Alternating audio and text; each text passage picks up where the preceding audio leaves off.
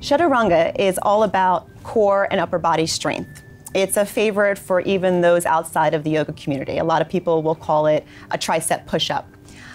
So if you're still learning how to work your upper body correctly, you would want to first work on a forearm plank to build some upper body strength and core awareness. So placing your forearms down on the ground, all 10 fingers spread and grip the mat. And then extend your left leg back, but draw up your abs at the same time.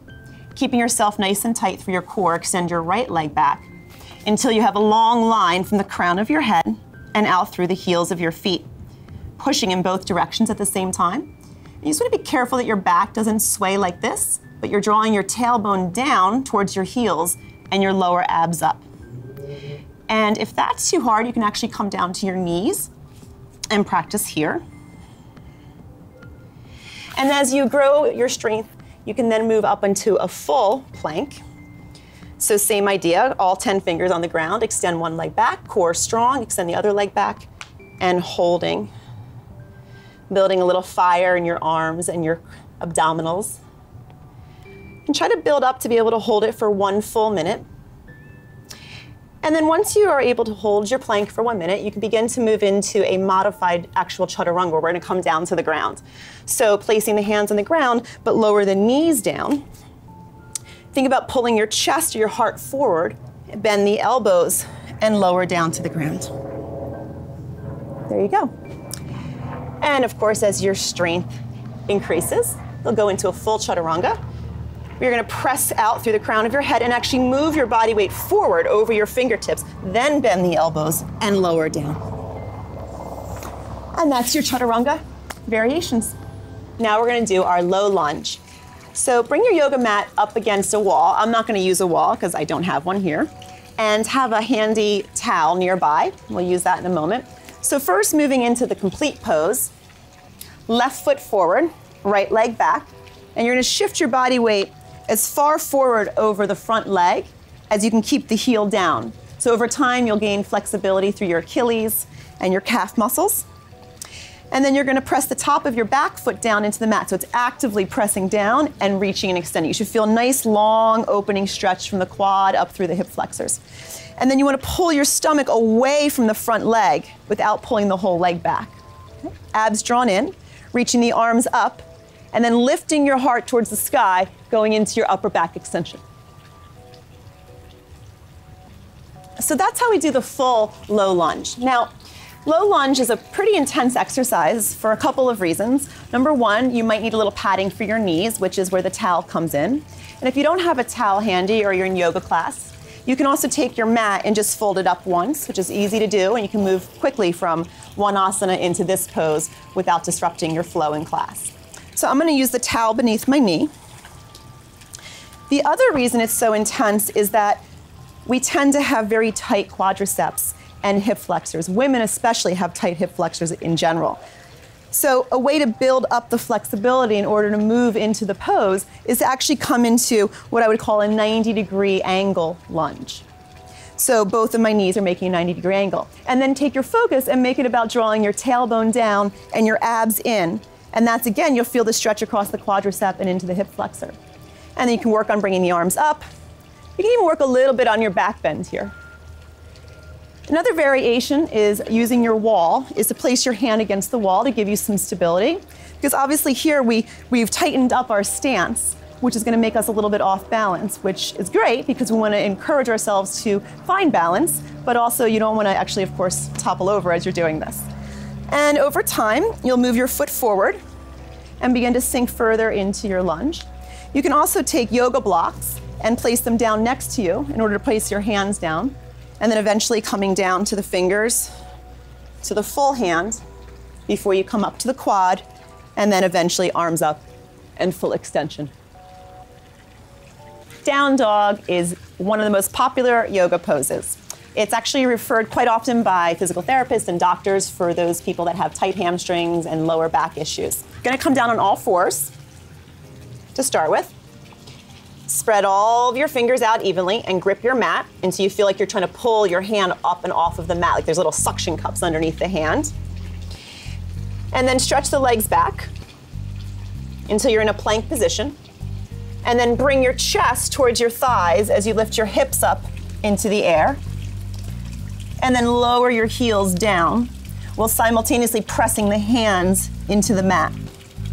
So really there's energy moving from the fingertips up through the arms, through the back, across the whole spine, down the thighs, and down into the heels. Drawing the abs and the ribs in deeply, and trying to move your chest or your heart towards your thighs and through your arms. You should feel a delicious stretch across your hamstrings and calves. It's also great for building your upper body strength and wonderful for opening up your hamstrings and lower back.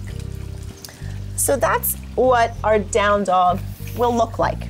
When you're first starting off, most people have tight hamstrings and lower backs. So you would want to put a large stance between your hands and your legs, and you'd actually want to open your feet to at least as wide as the mat when you come up. So you're giving yourself more space to be open. And then another variation, until the hamstrings open, is you can bend the knees in. So you'll notice as I bend the knees, my sit bones, which are here, begin to aim up towards the sky, as opposed to when we have tight hamstrings, they round and they tuck under, which is actually going to put more strain onto your back. So letting the knees soften gives the ability to open up the back of the hamstrings. And then over time, you can begin to straighten the legs. And as your flexibility increases, you walk your feet closer and closer together, hip width being really the standard. And in more advanced yogi, will bring their feet all the way together. And if you want to go crazy town yogi, you flip the feet under and press back. Tadasana, also known as mountain pose. Standing with your feet firm on the ground and spread the toes as wide as you can, and really feel all four corners of your feet pressing down in the mat. So in other words, don't be shifted forward into your toes or back in your heels. All of us have tendency to sort of roll from one side of our foot to the other. This is a great opportunity for you to build strength evenly across the foot, which then radiates up the ankles, through the thighs, into our hip, and actually affects our spine, depending on where our feet are strong or weak. So let's begin here with our foundation for our mountain pose. And then extend the arms down to the side, flip the palms forward, and feel an opening across your chest and your heart as you extend the spine up towards the sky. Inhale. And on an exhale, we're going to reach the arms up and overhead. And if you can, bring the palms together and your eyes up towards your thumbs. And from here, we can transition directly into a forward swan dive and then forward into Uttanasana. So a variation is we can actually bring your feet a little bit wider, giving your hips a little bit more space here, until you're able to get the flexibility in your pelvis and your hips. And also it's easier to find your balance and the degree or the angle of where your foot is when your legs are wider.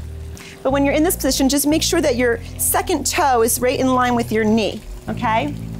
And then again from here, reaching the arms down to the ground.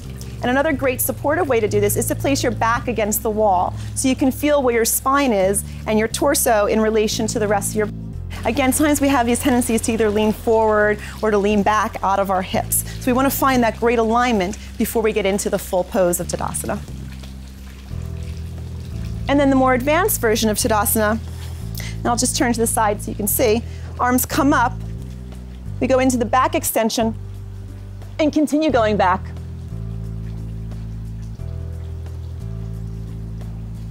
As much as your spine allows you to move.